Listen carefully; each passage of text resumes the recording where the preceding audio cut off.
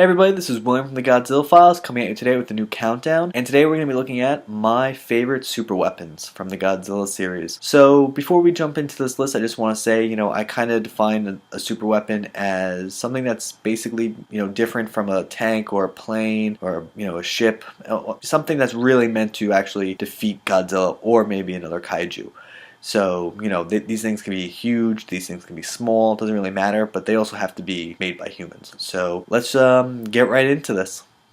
Number 5 are the Maser Cannons. By far one of the coolest weapons. I love these from the Showa series. I think they were so interesting looking. And they were pretty powerful in the beginning, being able to knock down Gigan or even Megalon. And this is one of the few super weapons that we saw kind of translate through the Heisei and even the Millennium. Now as it's gone on, it's become less and less powerful, but overall it's still a really cool looking weapon. And at the end of the day, it does do its, fair share of damage, as we even saw in one of the Millennium series. Being able to directly hit Godzilla in the eye does seem to have some kind of effect on him. So, even though it might not be as powerful as it once was, it can still be a pretty powerful weapon.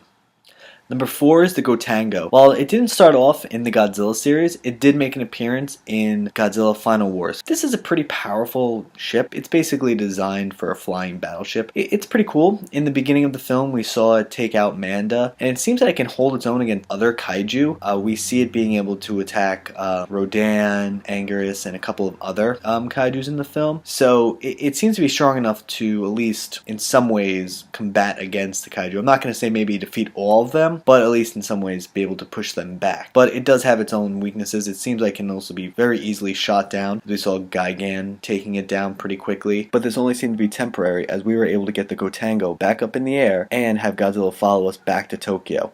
Number 3 is the Super X2. While there are 3 different versions of the Super X, I do believe the second one is the most balanced. This Super X has the ability to go up against Godzilla directly, using the fire mirror, and also does have rockets on board, along with the armor being able to withstand most of Godzilla's attacks. While this does seem to be like just a flying tank, there are some other interesting things with it. Fire mirror itself being able to bounce the atomic breath back at Godzilla with more power. But there are some drawbacks. It does seem that the fire mirror is pretty much its primary weapon, and it started to have issues in the first battle with Godzilla. His atomic breath is so powerful that it starts melting the mirror. While this is an issue, this is probably the closest we got when it came to Super X's to defeating Godzilla, or at least having a chance to.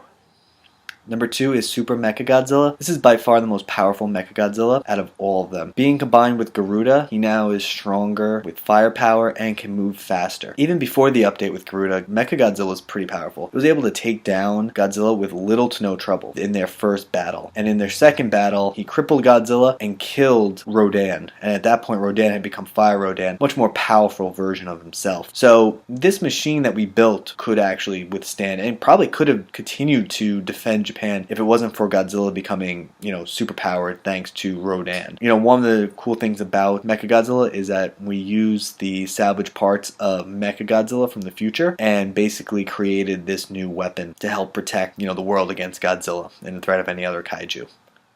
Number 1, the Oxygen Destroyer. This is by far the most effective weapon in the whole entire Godzilla series. It is the only real weapon that was created by humans that actually defeated Godzilla. In doing so, killed him.